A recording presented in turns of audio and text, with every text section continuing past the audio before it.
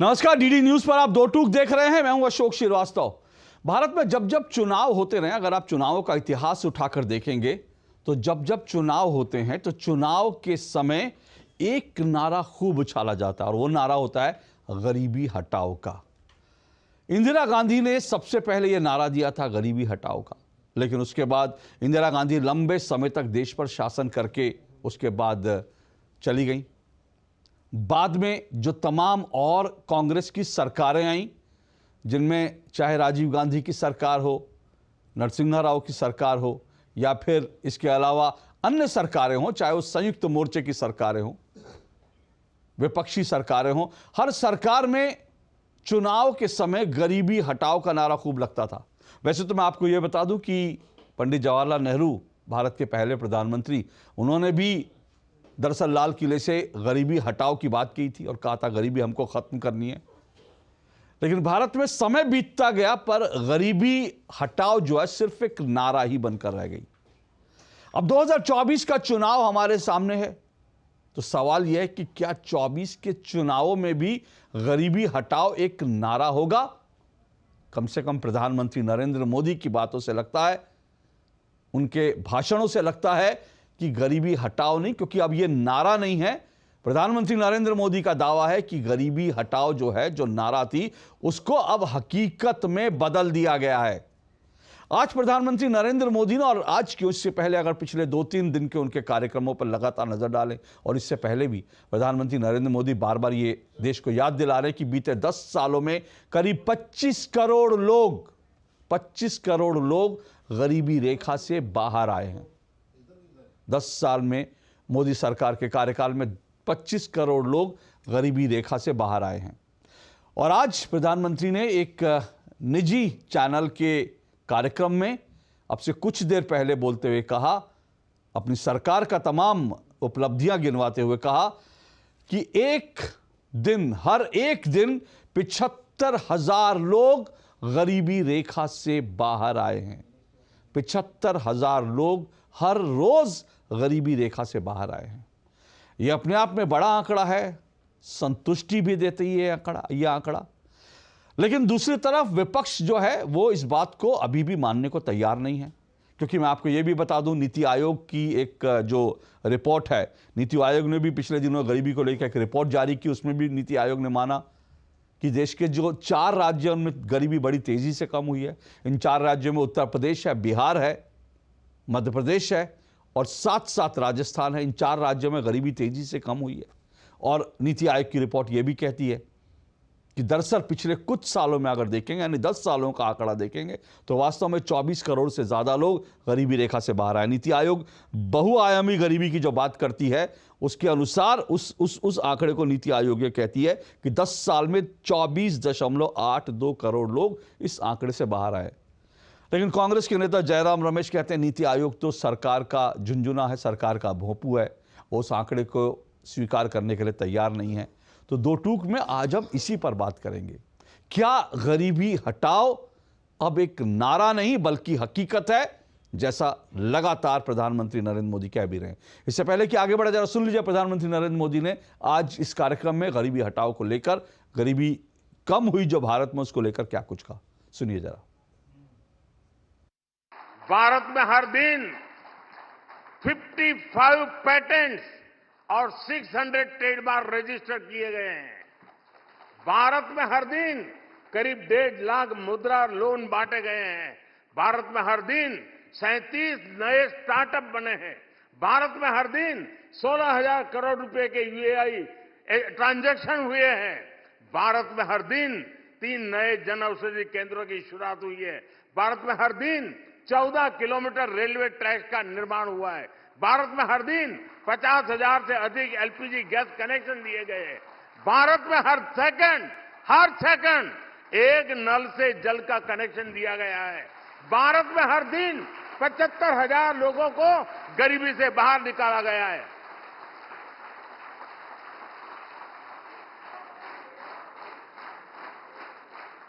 हमने तो हमेशा से ही गरीबी हटाओ के सिर्फ नारे सुने थे। किसने सोचा था कि 10 साल में 25 करोड़ लोग गरीबी से बाहर निकल आएंगे? लेकिन ये हुआ है और हमारी ही सरकार में हुआ है।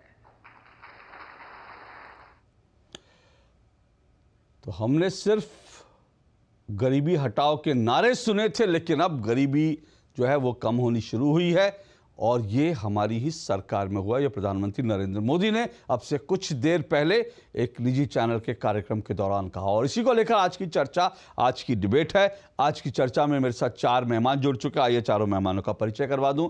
मेरे साथ आरपी सिंह जी जुड़ चुके हैं, बीजेपी के प्रवक्ता हैं, राष्ट्रीय प्रवक्ता आरपी सिंह जी। मेरे साथ तहसीन पूनावाला जुड़े हैं, राजनीतिक विश्लेषक हैं तहसीन पूनावाला जी। प्रोफेसर भुवन भास्कर जोशी मेरे साथ जुड़े हैं, जो समाजवादी पार्टी के प्रवक्ता हैं। और अवधेश कुमार जी जुड़े हैं, वरिष्ठ पत्रकार हैं, स्तंभकार हैं। अवधेश जी, प्रधानमंत्री नरेंद्र मोदी दावा कर रहे हैं कि अब ये जो है नारा नहीं है गरीबी हटाओ, इसको हमने करके दिखाया है। लेकिन विपक्ष जो है अभी भी इस आंकड़े को मानने को तैयार नहीं है, बल्कि नीति आयोग की रिपोर्ट भी जो आई उसको लेकर जयराम रमेश कह रहे नीति आयोग तो सरकार का मोपू है।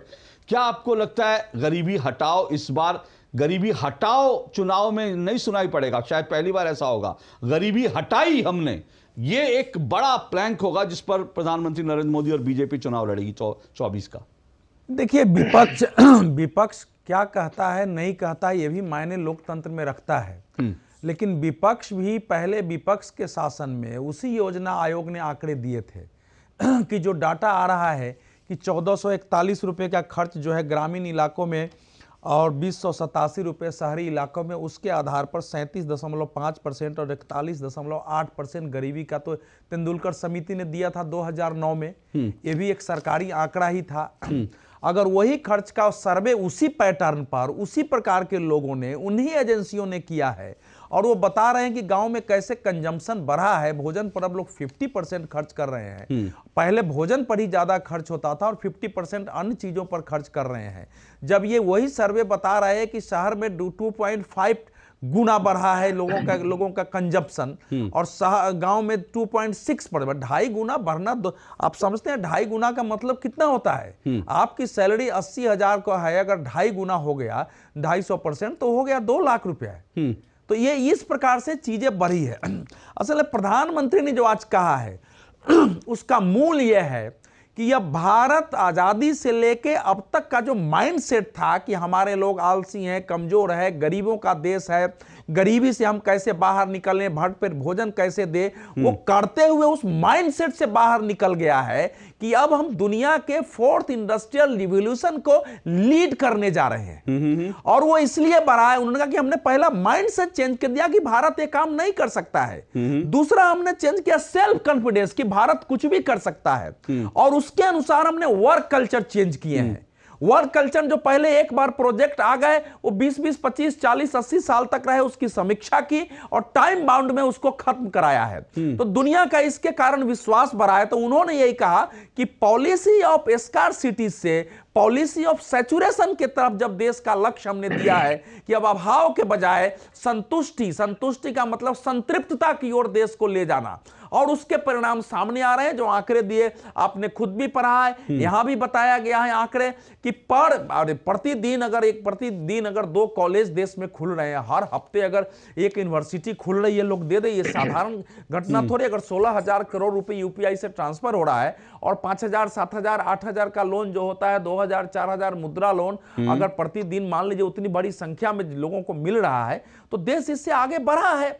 तो इसको अब कोई आज नकारेगा, लेकिन अगर देश में 300 की जगह अगर 640 बिलियन एफडीआई देश में इस समय आ गया है, दुनिया में 5G से लेके बाकी तरफ भारत दुनिया के साथ चल रहा है, तो ये सारी चीजें बताती है। गरीबी अपने आप में समस्या, गरीबी हटाने पर केंद्रित करने के बजाय भारत को बदलने पर, लोगों की आय बढ़ाने पर, भारत की आय बढ़ाने पर, भविष्य के बड़ा सपना दिखा के और उसके आधार पर जो उन्होंने योजनाएं बनाई है। और जो पहले से एक बात जो लास्ट में मैं कहना चाह रहा हूं कि देखिए, हमारे देश में गरीबी तभी हटती ना जो गांव को ताकत मिलती, गांव में इंफ्रास्ट्रक्चर डेवलप होता, किसानों की हालत सुधरती, सिंचाई के जितने डैम सब पहले से 40 साल 50 साल से लगे रुके हुए थे वो आगे बढ़ता, गांव और शहरों की कनेक्टिविटी बदलती। तो केवल हम जो कह रहे हैं तो वो सब चीजें बदलने से कि गांव के शहर की ओर बढ़े हैं, वो सब चीजें जब बदली है तो ओवरऑल भारत जो है बेहतर की पोजीशन में हुआ है, उससे गरीबी देश में आज देखिए, कहने की बात है, आप गांव में जाएंगे तो मैं देख रहा हूं कि मैं अपने दरवाजे पर बैठा हूं, एक पेंट करने वाला मजदूर मोटरसाइकिल से आ रहा है, अपना कपड़ा उतारता है, गंदा कपड़ा पहनता है, पेंट करता है, फिर अपना कपड़ा पहनता है और मोटरसाइकिल से चल देता है। ये बदला हुआ भारत मैंने अपनी आंखों से देखा है। ठीक है, ये बदला हुआ भारत आपने अपनी आंखों से देखा है, लेकिन विपक्ष जो है इसको स्वीकार करने के लिए तैयार नहीं है। तहसीन पूनावाला जी मुस्कुरा रहे हैं। तहसीन जी, मुझे याद आता है जब हम आज प्रधानमंत्री नरेंद्र मोदी भी माइंडसेट की बात कर रहे थे, लेकिन एक टाइम राहुल जी ने भी कहा था कि गरीबी जो है वो तो स्टेट ऑफ माइंड है, उसको तो स्टेट ऑफ माइंड बता दिया था। उसको लेकर बड़ी उस पर राजनीति हुई थी, विवाद हुआ था, लोगों ने अलग अलग तरह की टिप्पणी की थी। लेकिन नीति आयोग भी कह रहा है और ये रिपोर्ट भी सामने है और प्रधानमंत्री नरेंद्र मोदी कह रहे हैं एक दिन में 75,000 लोग गरीबी रेखा से बाहर आए हैं। तो अब ये नारा नहीं, हकीकत है। क्यों विपक्ष इस हकीकत को स्वीकार करने के लिए तैयार नहीं है?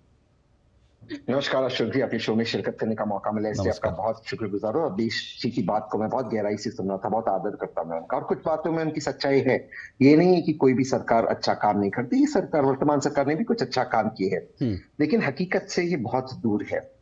एक्चुअली जो मल्टी डायमेंशनल पॉवर्टी रिपोर्ट है नीति आयोग की, उसपे कई फ्लॉज है।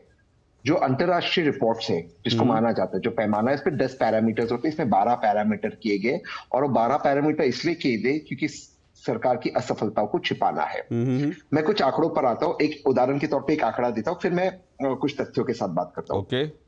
जीडीपी स्पेंडिंग, जब देश के सबसे अच्छे प्रधानमंत्री डॉक्टर मनमोहन सिंह जी प्रधानमंत्री थे, तब जीडीपी स्पेंडिंग एजुकेशन पे 4% था, अब 2.2% हो गया है, 2.9% हो गया, सॉरी, और 6% की कल्पना की थी वर्तमान सरकार ने। तो वो स्पेंडिंग को छू ही नहीं सके। लेकिन मैं सारी चीजों पे आता हूं। अब ये मल्टी डायमेंशनल पॉवर्टी रिपोर्ट क्या कहती है, जिन पैमानों पे बात करती है वो पैमाने फ्लॉड है। जैसे कि कहते कि भारतीयों को 1800 कैलोरीज दिन के मिलते, बिल्कुल सही मिलते, बिल्कुल सही 1800 कैलोरीज मिल रहे, तो कोई भी भारतीय भूखा नहीं सो रहा, इसमें बिल्कुल सही है ये बात।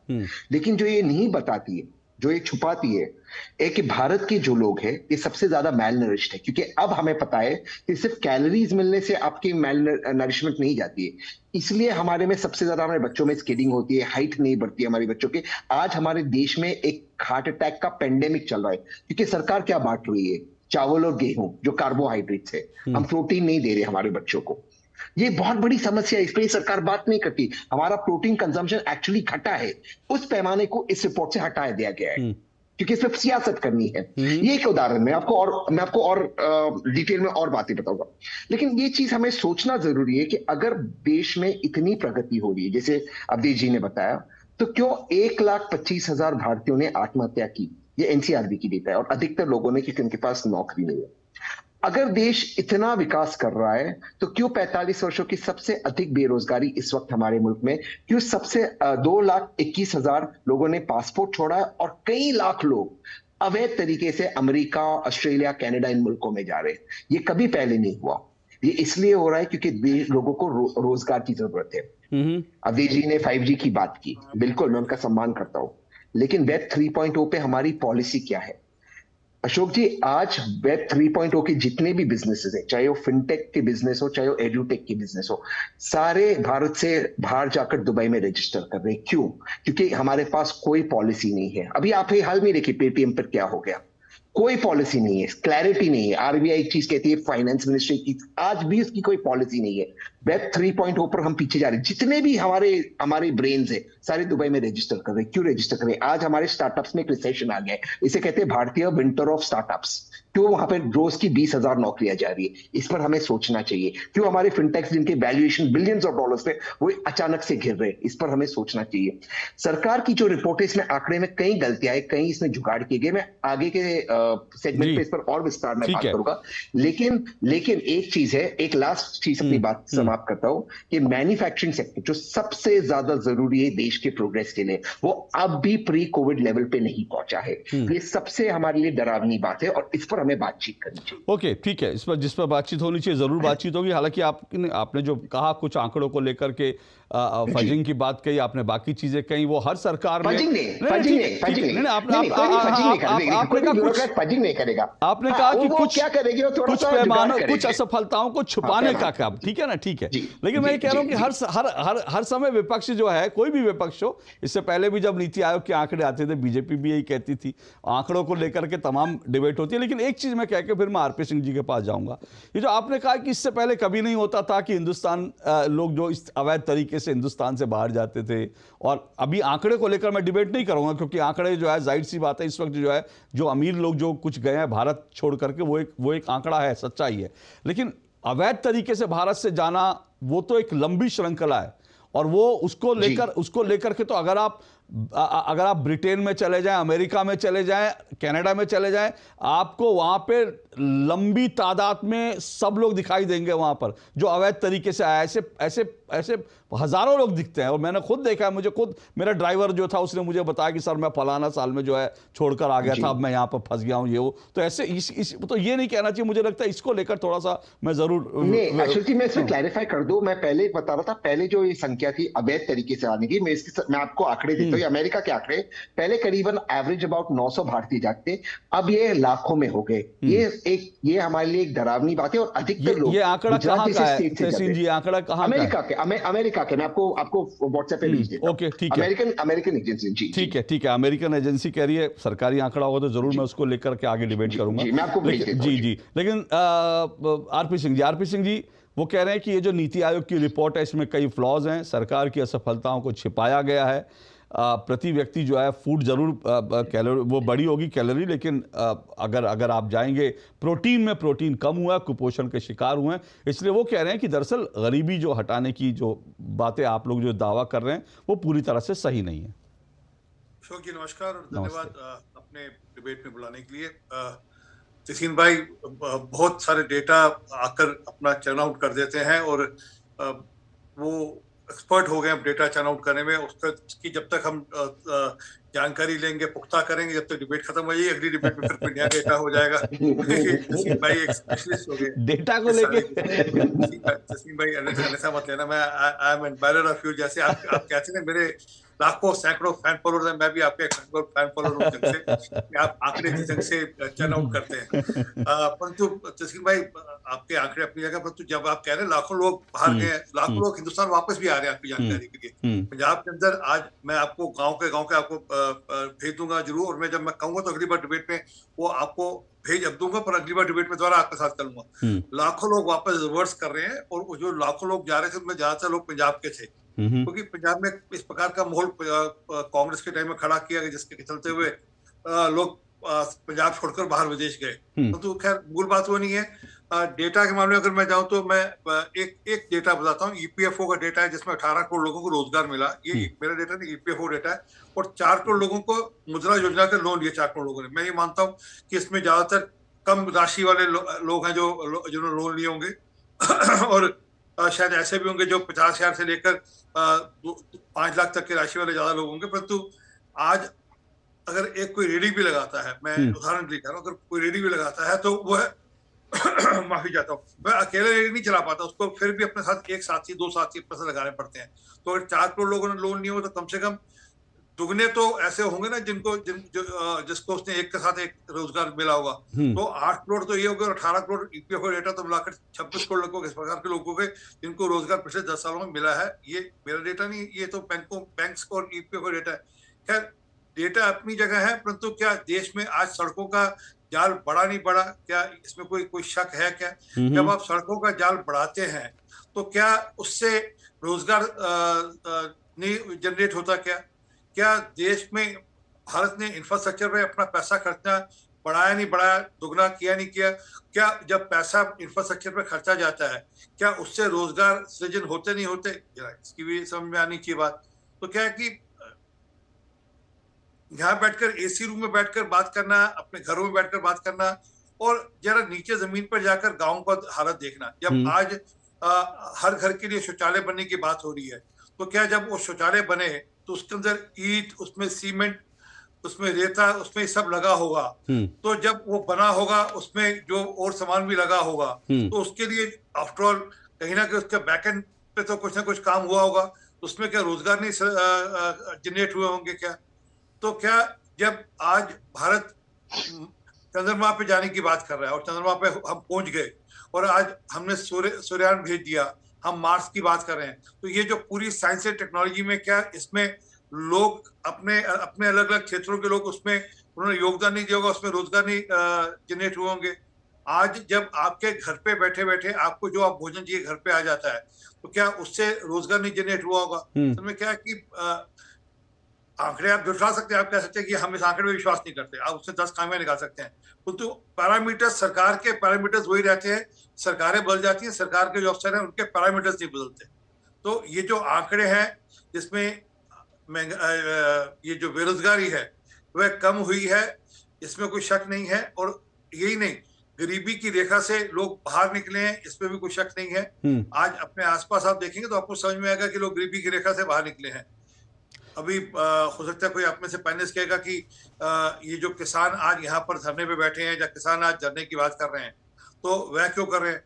तो वो फ्यूचर अगर देखा जाए तो फ्यूचर में क्या हो सकता है उसके डर से वह आज ये सब हो रहा है यहाँ पर।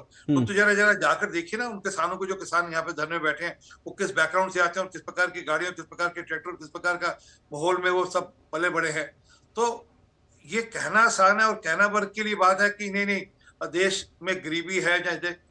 देश के अंदर जो डेटा मेरे पास है 25 करोड़ से लगभग ऊपर लोग गरीबी रेखा से ऊपर आकर मिडिल क्लास में आए हैं। और ये ऐसा डेटा है मैंने ये इस पे 10 खामियां निकाल सकते हैं, मैंने कहा नहीं आरपी सिंह जी, डेटा के को लेकर जाहिर सी बात है, मैं फिर कह रहा हूं कि डेटा को लेकर, डेटा को देखने का तरीका उसका वो करना है, लोगों के अलग अलग तरीके से उसके आंकड़े। मैं आप ही से मेरा सवाल आप ही से ही है, क्योंकि जब हम बाकी चीजें बात करते हैं तो मतलब आपके डेटा, आपके आंकड़े सही भी हो सकते हैं, लेकिन सब कुछ बहुत बेहतर हो गया, बहुत गुलाबी रंगीन हो गया, ऐसा भी नहीं है। अभी कन्नौज में एक युवक ने जो है बेरोजगारी के कारण जो है 22 साल के लड़के ने जो है वो आत्महत्या कर ली। उसने कहा कि नौकरी नहीं मिल रही। तो ये भी चीजें कई बार सामने आती हैं। तो ये इसका मतलब सब कुछ गुलाबी नहीं हो गया जी? कब का सब कुछ गुलाबी हो गया? हम तो कह रहे हैं कि ये निरंतर काम करने वाला प्रयोग है, जिसमें लगातार सरकार को लगातार काम करना चाहिए और उसी से ही रास्ता निकलता है। परंतु आज ये नहीं है कि हम सिर्फ नारा दे रहे हैं, वो जमीन पर हकीकत में बदल रहा है। अगर आज शिपिंग में काम हो रहा है, आज हवाई जहाज के सेक्टर में काम बढ़ा है, आज ऑटोमोबाइल में जिस प्रकार से ग्रोथ हुई है, जिस प्रकार से टू व्हीलर्स और जिस प्रकार से कारों के कंजम्पशन में ग्रोथ हुई है। अभी अवधेश भाई बता रहे थे कि आज गांव के अंदर पेंट करने वाला भी मोटरसाइकिल पे आता है, पहले वो साइकिल पे आता था या पैदल अपना डब्बा लेकर चलता था। तो ये जो बदल हो रहा है ये तभी हो रहा है जब वहां पर काम है और वो काम से उसके पास रोजगार है और उस रोजगार से वह आय की जनरेशन कर पा रहा है और उसको वह उपयोग कर पा रहा है। आज क्योंकि अनेक ऐसी सुविधाएं हैं जो पहले नहीं थी। मैं एक उदाहरण दे रहा हूँ, जैसे 55 करोड़ लोगों को आयुष्मान भारत के अंतर्गत अगर लाभ मिला है और उसके अंदर अगर हेल्थ सर्विसेज मिली है तो उसका जो खर्चा हेल्थ पे जाता था वह कम हुआ और वह खर्चा बाकी चीजों पे करने लगा। इसी प्रकार अगर घर पे गैस का चूल्हा पहुंचा है तो उसका भी अपना एक लाभ गृहिणी को भी मिला है और गृहिणी जो अपना समय बच पा रही है, एक सेकंड दी, गृहिणी जो समय बचा पा रही है उसका उपयोग वह कोऑपरेटिव के माध्यम से और साधनों में कर रही है। अभी जो प्रधानमंत्री जी की स्कीम जो 1 लाख लखपति दीदी बनाने की, 1 करोड़ लखपति दीदी बनाने की स्कीम है, अगर आप गांव देहात में जाकर देखेंगे तो वो इम्प्लीमेंट होनी शुरू हो गई। आज ड्रोन के माध्यम से इस प्रकार से खेती की जा रही है और उसके अंदर लखपति दीदी दीदियों का जो मतलब बहनों का को लगाया जा रहा है उसमें। तो दिखता है कि कैसे फर्क आया है। और एक बात सिर्फ आखिरी बात हो, यही नहीं सिर्फ कि रोजगार के अंदर एक पूरे देश की सोच में बदल आया। ठीक है, मैं आरपी सिंह जी, मैं सोच पर भी आऊंगा क्योंकि एक इंपॉर्टेंट नहीं आरपी सिंह जी रुकिए, मैं सोच पर भी आऊंगा क्योंकि मैं उस पर भी आऊंगा क्योंकि जाहिर सी बात है कि ये जो जिस बदलाव का प्रधानमंत्री ने जिक्र किया उसके पीछे उन्होंने सोच की एक बड़ी बात करी और इसमें कोई दो राय नहीं। एक नेगेटिव सोच के साथ आप आगे नहीं बढ़ सकते और जो एक पॉजिटिव सोच के साथ आगे बढ़ सकते हैं, तो वो एक बड़ा सवाल है। मैंने खुद ही कहा कि अभी कन्नौज में एक 22 साल के बच्चे ने जो है, एक लड़के ने जो है, नहीं सर, मैं क्या ये मुझे लगता है इस सोच से भी, क्योंकि 22 साल हमने खुद भी और आप सब सहमत होंगे, हमने 25, 26, 27 साल तक हमने स्ट्रगल किया है। 22 साल की उम्र जो है सब कुछ गंवाने की या हिम्मत हारने की उम्र नहीं होती। 22 साल की उम्र होती है कि आप अगर एक बार नाकाम होते हैं, 2 बार नाकाम होते हैं, तो आपको हिम्मत के साथ संघर्ष भी करना चाहिए। तो वो भी एक पॉजिटिव सोच रखनी चाहिए। मुझे लगता है उस पॉजिटिव सोच के साथ संघर्ष करना चाहिए, वो भी बड़ा जरूरी है। मैं उस बिंदु पर भी आऊंगा, लेकिन उससे पहले एक ब्रेक ले रहा हूं। ब्रेक के बाद प्रोफेसर भुवन भास्कर जोशी आपके पास में आऊंगा और इस चर्चा को मैं आगे बढ़ाऊंगा इस छोटे से ब्रेक के बाद। साल, बरस और सदी नहीं, एक युग गुजर जाएगा। उम्र न पूछो वंडर की, जब फर्क नजर आएगा। वंडर सीमेंट, फर्क नजर आएगा। टेक स्टार्टअप सॉलिड था, प्लान था कड़क, करना था समथिंग ग्रेट, पर शुरू से प्रॉब्लम्स ने घेरा यूं कि बिजनेस हुआ अपना लंबेट। बिजनेस गुरु की जरूरत थी खास, सीधे गए SBI स्टार्टअप ब्रांच पे तो खुल गया success. Startup advisory and support SBI startup branch पे। जब दांत खाज की खुजली पे ना हो काबू, तो उसे गमछे से नहीं छुपाते बाबू। तो फिर उसे भगाए कैसे? जालिम लोशन लगाकर दांत खाज की खुजली, एक्जिमा जड़ से निकाले। अभी खरीदे जालिम लोशन। बाबा हमारे लिए कितनी मेहनत करते हैं, कितना कितना वजन उठाते हैं।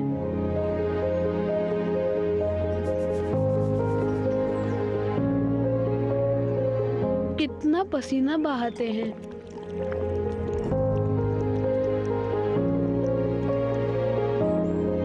कड़ाके की ठंड से लड़ते हैं। हमें मजबूत बनाते हैं बाबा। पर बाबा को मजबूत कौन बनाता है? मोदी जी। 1.5 गुना MSP देकर, किसान सम्मान का उपहार देकर, ऑनलाइन मंडियां खोलकर, फसल बीमा का कवरेज बढ़ाकर, नैनो यूरिया की बड़ी ताकत देकर, बीज से बाजार तक मजबूत कड़ी जोड़कर। मेरे बाबा मजबूत तो देश मजबूत। Thank you Modi ji. सशक्त किसान, मोदी सरकार की गारंटी। लाइफ में फाइनेंशियल आजादी के लिए NPS जरूरी है। रिटायरमेंट में फाइनेंशियल आजादी रहे जारी, NPS से आज ही करे तैयारी। NPS जरूरी है। अच्छी चीजों में समय लगता है, खूबसूरती निखारने में वक्त लगता है। ब्यूटीफुल डिजाइन्स टेक टाइम, लेकिन KYC अपडेट मिनटों में। KYC अपडेट अब आप घर बैठे बैठे भी कर सकते हैं। Registered email, registered mobile number, online banking से, आधार, OTP बेस्ड eKYC से, या फिर वीडियो KYC से। यहाँ तक कि अकाउंट भी घर बैठे बैठे खोला जा सकता है। RBI कहता है, इन्हीं से सुनिए, जानकार बनिए, सतर्क रहिए। इन्वेस्टमेंट की रेगुलर इंफॉर्मेशन मिलती है क्या? बिल्कुल। योद्धा मुद्रा के लिए पैरों में 3 फीट का गैप। पूछ, विड्रॉ करने के बाद पैसे कितने टाइम में मिलते हैं? सुन सवालचंद, म्यूचुअल फंड सही है .com पर लॉग इन कर, वहां तेरे सारे सवालों के जवाब मिल जाएंगे, समझा? कौन सी वेबसाइट? म्यूचुअल फंड सही है .com। सही है। म्यूचुअल फंड निवेश बाजार जोखिमों के अधीन है। योजना से जुड़े सभी दस्तावेजों को ध्यान से पढ़ें। मोदी सरकार की गारंटी, सबका अपने पक्के घर का सपना होगा पूरा। 4 करोड़ पक्के घरों का निर्माण, हमारा संकल्प विकसित भारत।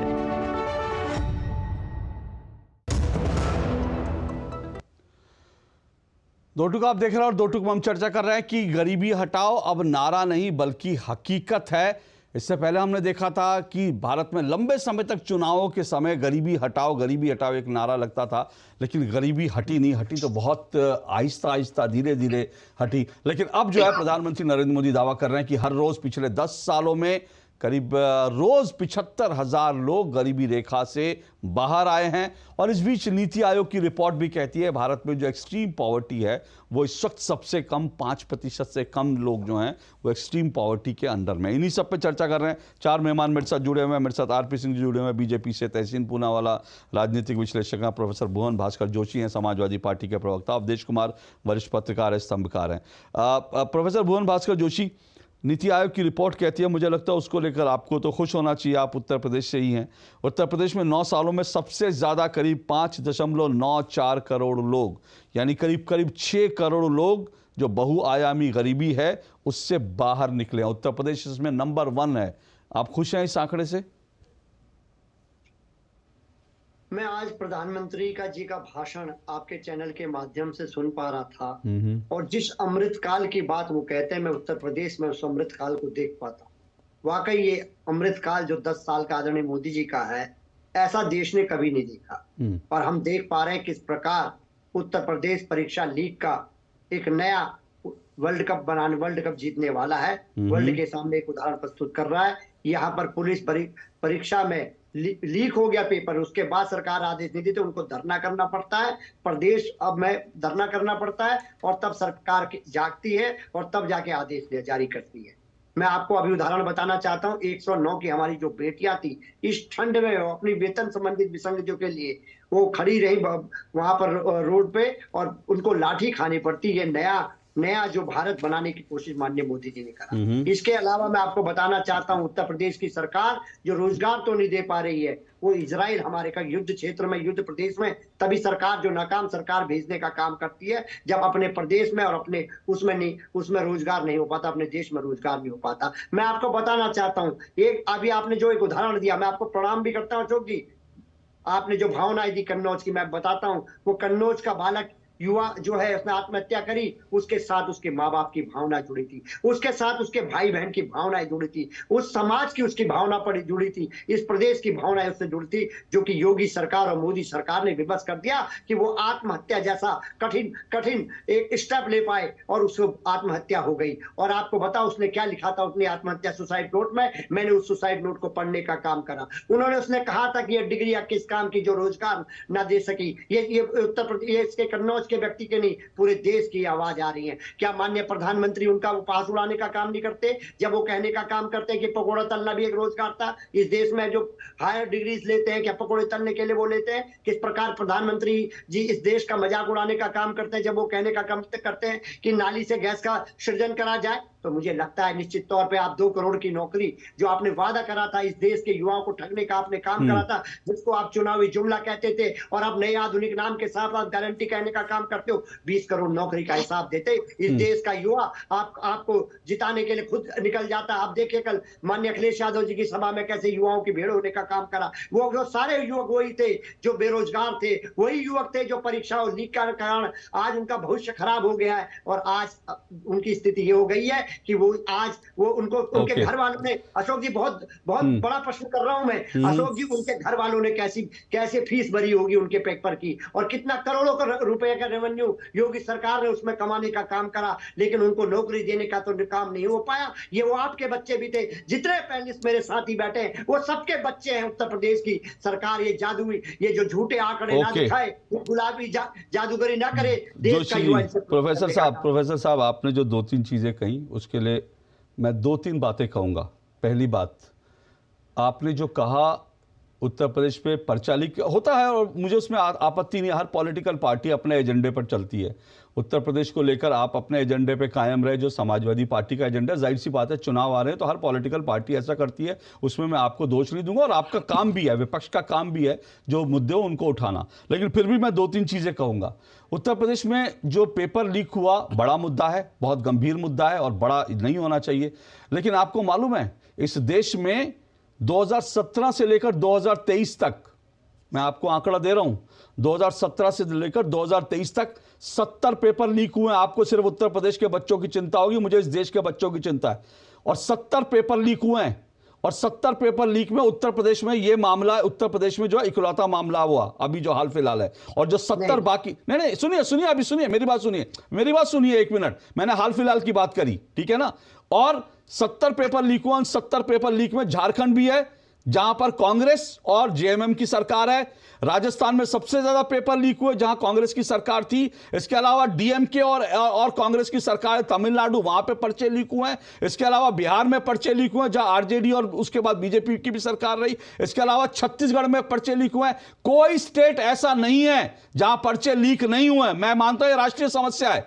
आप उत्तर प्रदेश की बात करें, मुझे इस देश के पूरे बच्चों की समस्या, और इसको लेकर के कई राज्यों ने इसको लेकर के कानून बनाया है। लेकिन जानते हैं सिर्फ 3 राज्य हैं जिन्होंने कड़े कानून बनाए हैं, बाकी राज्यों को तो कानून बनाने की भी चिंता नहीं है। और एक बात और कहूंगा मैं, आपने कहा कन्नौज का, मैं बिल्कुल कह रहा हूं, लेकिन मैं ये मानता हूं कि जो कन्नौज में, जो फिर कह रहा हूं मैं, 22 साल उसकी उम्र थी बच्चे की, 22 साल, 20 साल में बीएससी करा बच्चा था। अरे बीएससी करने में उसको 20 या 21 साल में उसने बीएससी करी होगी। मैं ये पूछता हूं देश से, आखिर कौन लोग हैं उसके लिए जिम्मेदार, कौन लोग हैं जो 20-21 साल का बच्चा जो पढ़ के निकलता है और उसके हाथ में डिग्री होती है। तहसीन जी, आप मेरे से राजनीतिक विरोधी हो सकते हैं, कुछ हो सकते हैं, मैं आपसे पूछता हूं, क्या 20-21 साल का बच्चा डिग्री लेकर निकलेगा, उसको नौकरी मिल जाएगी?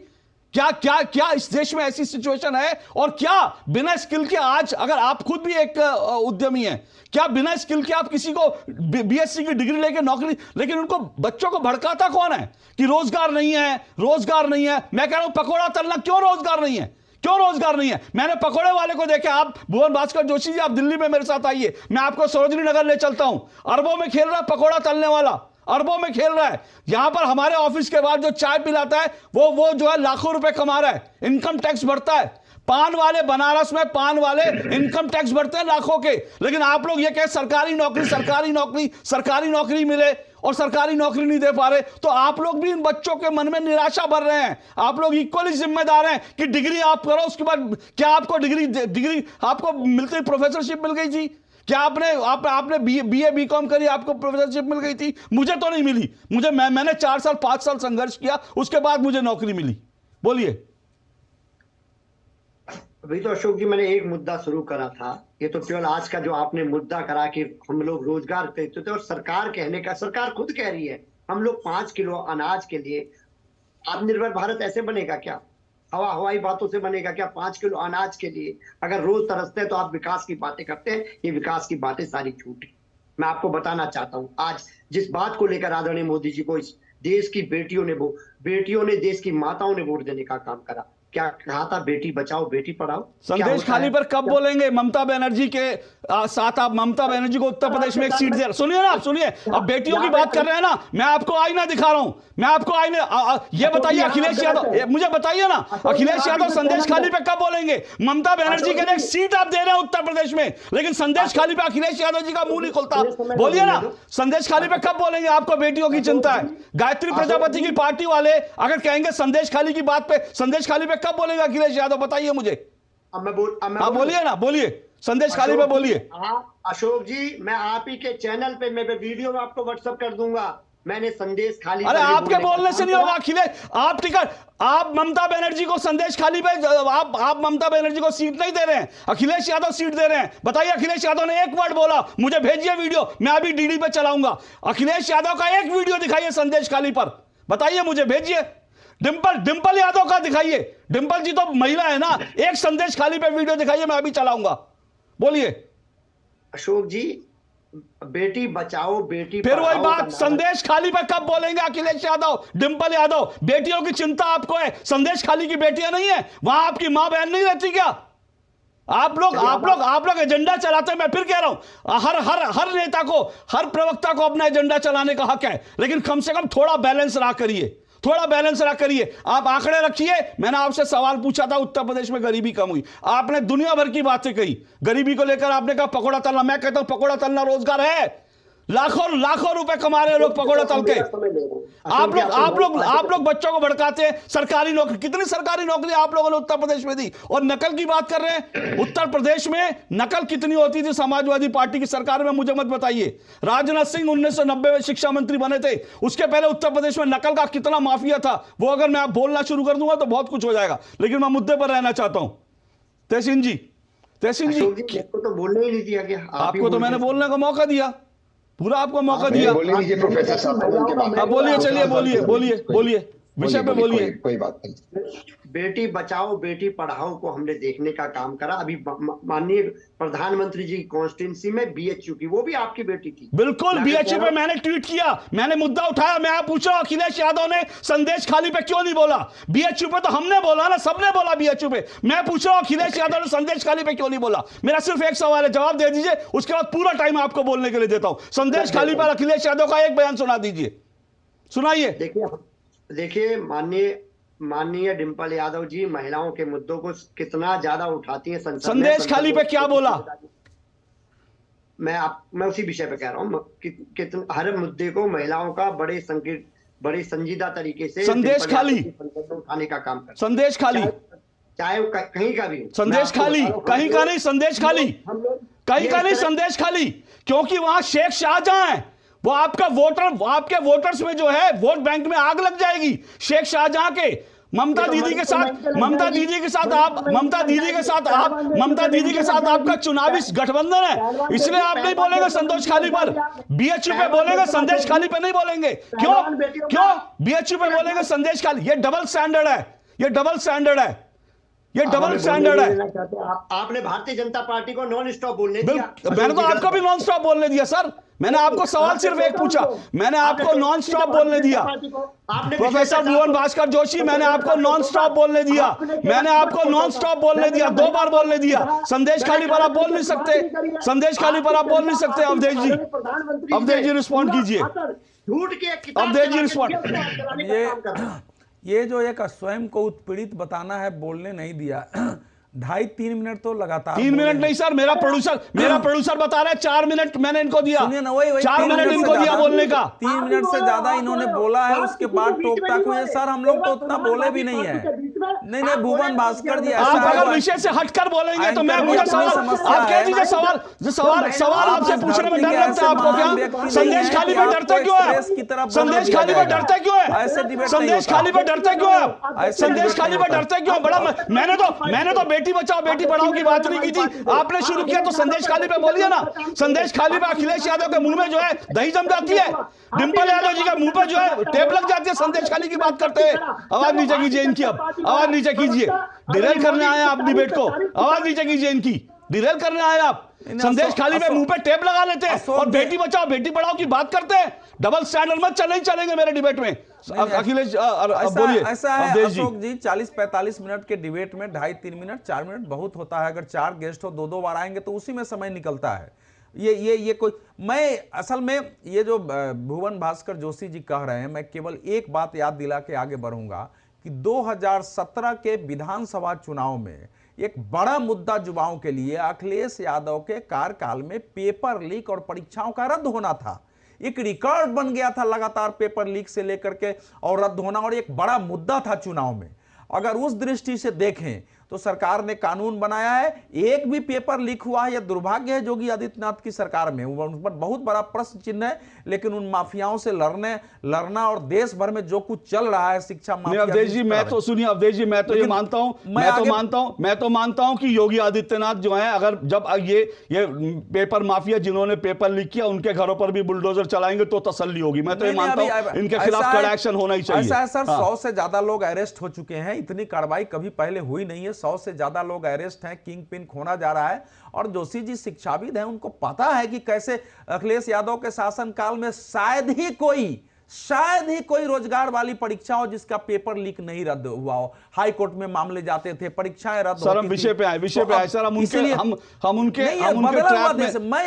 ट्रैप में नहीं जाए। बस नहीं ट्रैप नहीं, वो भी देश के सामने जाना। मैं सर बिल्कुल ठीक है, उन्होंने मुद्दे उठाए, मैंने उनको समय दिया, लेकिन उनके मुद्दों पे मुझे काउंटर करने का भी हक है। मुझे बहुत पीड़ा होती है जब तहसीन पूनावाला जी कुछ ऐसे आंकड़े देते हैं जिनको हमको इनके साथ रहने पर ना उसके फैक्ट से जरा चीर फाड़ करनी पड़ती है। मैं नहीं चाहता हूं। अब मैं 2 आंकड़े आपको दे रहा हूं जो इन्होंने बताया। अवधेश जी आ रहा हूं, अवधेश जी कह ले, फिर मैं आपके पास आऊंगा। ऐसा है, अब ये कह रहे हैं गरीबी का, मैं पहले गरीबी का आंकड़ा देख रहा हूं वर्ल्ड बैंक का। भारत का तो छोड़ दीजिए, वर्ल्ड बैंक $2.15 को गरीबी का मानती है। उसके आधार पर जिसके रिपोर्ट तैयार करने में इस समय नरेंद्र मोदी सरकार के विरोधी और भारत में नोबेल पुरस्कार विजेता अर्थशास्त्री, नाम लेने की आवश्यकता नहीं है, उनके वचन को शामिल करते उसने भी बताया है कि 2021 में भारत की अधिकतम गरीबी जो है वो 11.9% है, जबकि 2020 में 14.72% था। और मैं आपको टोटल बता सकता हूं, जब नरेंद्र मोदी सरकार 2015 में आई थी तो विश्व बैंक के अनुसार 18.37% था। तो अगर इसको भी आप निकाल देते हैं तो करीब 60% 10 वर्ष में जो उसमें आया है, ये वर्ल्ड बैंक का आंकड़ा है। दूसरा मैं दे रहा हूं जो ये बेरोजगारी बता रहे थे, ये भी इनका कैसे गलत आंकड़ा है। बेरोजगारी दर जो है इस बार जनवरी 16 महीने में सबसे कम है, वो है आपको 6.8%। जो पिछले साल से 1.9% है। जो दूसरा आंकड़ा है, हर बार सेंटर फॉर मॉनिटरिंग इकोनॉमी ही आंकड़े जारी करती है, उसने बताया है कि पिछले एक साल में जो मुद्रा है, लोन, स्टार्टअप है, का रिटर्न है, ये काफी बढ़ा है और स्वरोजगार लेने वालों की संख्या 55.8% से 57.3% हुआ है, जो प्राइम मिनिस्टर कह रहे थे। अब ये देश बेहतर हुआ, इसको कैसे मापा जाता है? जब हम कमजोर होते हैं ना, तो छोटी छोटी घटनाएं हमको विचलित कर देती है, बीमार पड़ा देती है। जब हम सशक्त होते हैं तो बड़े से बड़े निर्णय भी धक्का नहीं दे पाती और देश आगे बढ़ता है। एक शाहबानो मामला में सुप्रीम कोर्ट ने डिसीजन दिया, पूरा देश सड़क पर उतर गया, देश लगा था कि डोल जाएगा।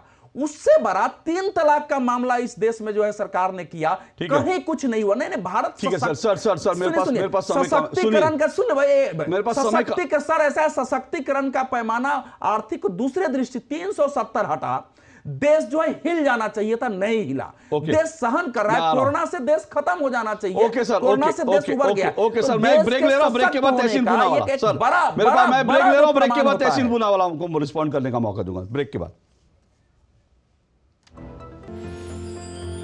साल, बरस और सदी नहीं, एक युग गुजर जाएगा। उम्र न पूछो वंडर की, जब फर्क नजर आएगा। वंडर सीमेंट, फर्क नजर आएगा। यारो, शादी तो मैं प्रीति से ही करूंगा। कॉलेज टॉप करके अच्छी सी नौकरी लूंगा, झट से प्रीति को प्रपोज कर दूंगा और फैमिली हॉलिडे स्पेन में। वाह यार, मैं तेरी प्लानिंग का बड़ा फैन। तू आज ही SBI में अपना सेविंग्स अकाउंट ओपन कर ले और अपने स्पेन हॉलिडे की सेविंग शुरू कर। SBI सेविंग्स अकाउंट के साथ पाइए सेफ, सिक्योर, कन्वीनियंट बैंकिंग और ग्रेट कस्टमर सर्विस। SBI, देश का फैन। लाइफ में फाइनेंशियल आजादी के लिए NPS जरूरी है। रिटायरमेंट में फाइनेंशियल आजादी रहे जारी, NPS से आज ही करे तैयारी। NPS जरूरी है। जब दांत खाज की खुजली पे ना हो काबू, तो उसे गमछे से नहीं छुपाते बाबू, तो फिर उसे भगाए कैसे? जालिम लोशन लगाकर दांत खाज की खुजली, एक्जिमा जड़ से निकाले। अभी खरीदे जालिम लोशन। अरे भाई, तुम्हें तो बहुत खांसी आ रही है। चलो, पास में ही आयुष्मान आरोग्य मंदिर है, दिखा दूं। जांच और उपचार दोनों मुफ्त हो जाएगा। और अगर कुछ बड़ा निकल गया तो आयुष्मान कार्ड है ना, 5 लाख तक मुफ्त उपचार, कहीं भी कभी भी। मोदी जी की गारंटी है ये। तेरे पापा मेरे सामने ही बनवाए थे कार्ड। और बताऊं, मोदी जी ने प्रधानमंत्री भारतीय जन औषधि केंद्र खुलवाकर महंगी दवाइयों से मुक्ति दिला दी है हम सबको। यहाँ दवाइयाँ सस्ती और अच्छी मिलती हैं। ये तो जानता हूँ, पापा भी वहीं से दवाई लेते हैं। देखा, सबको उत्तम स्वास्थ्य सेवा सुविधा देने की मोदी जी की गारंटी। करोड़ों लोग लाभ ले रहे हैं, आओ हम भी लें। मोदी की गारंटी यानी हर गारंटी पूरा होने की गारंटी। महंगे इलाज की छुट्टी, मोदी की गारंटी।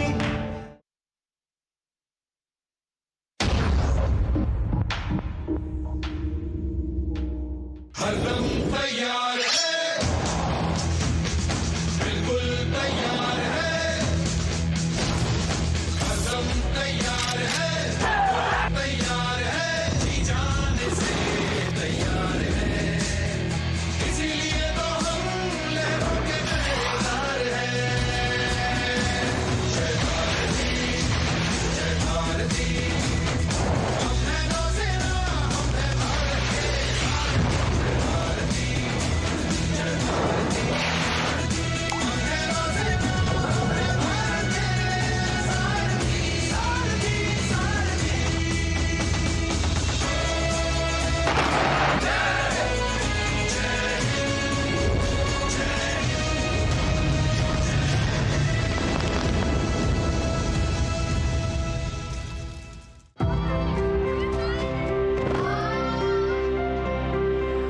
माँ हमें दुनिया की काली नजर से बचाती है।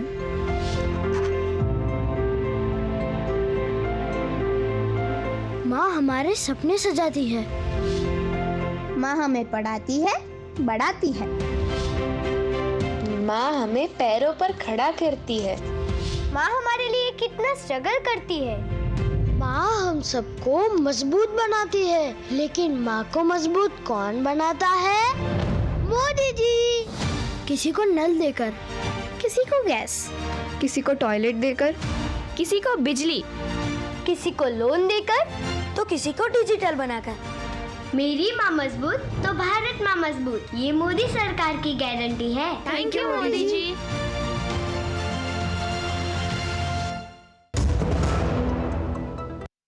चलिए, 2 टूक आप देख रहे हैं, समय बहुत कम है। अंतिम तहसीन जी 30 सेकंड आपको, 30 सेकंड उसके बाद जोशी जी और 30 सेकंड बीजेपी। चलिए तहसीन जी।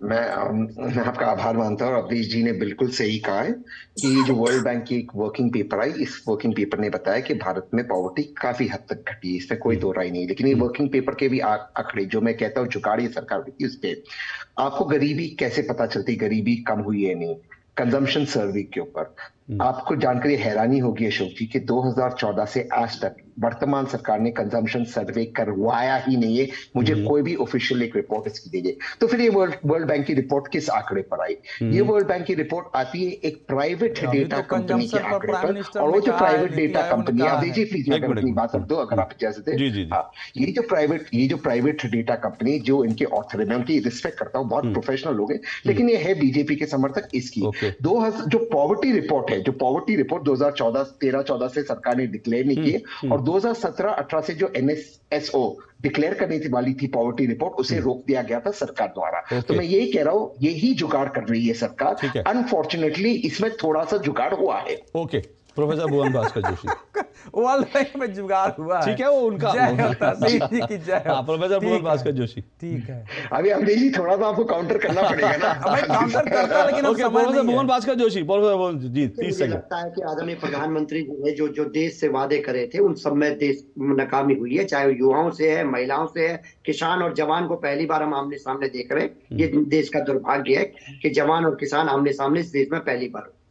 और इसके साथ साथ जो महिलाओं की स्थिति मैंने बताई, युवाओं की स्थिति बताई, ये बड़ी देश की समय बुरी हालत में है। और मुझे लगता है कि भारतीय जनता पार्टी को कम से कम चुनावी वर्ष में जाने से पहले कम से कम अपने सफेद झूठ के लिए देश से माफी मांगनी। ओके, आरपी सिंह जी, सफेद झूठ के लिए माफी मांगनी चाहिए। सिंह जी माफी मांगेंगे।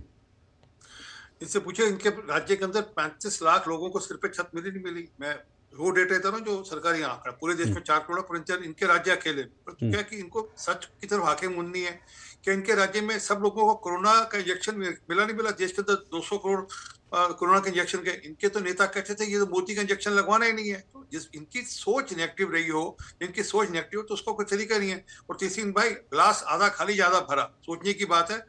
आज देश खाली ग्लास से आधा ग्लास तक आ गया, बाकी आधा भी भरेंगे।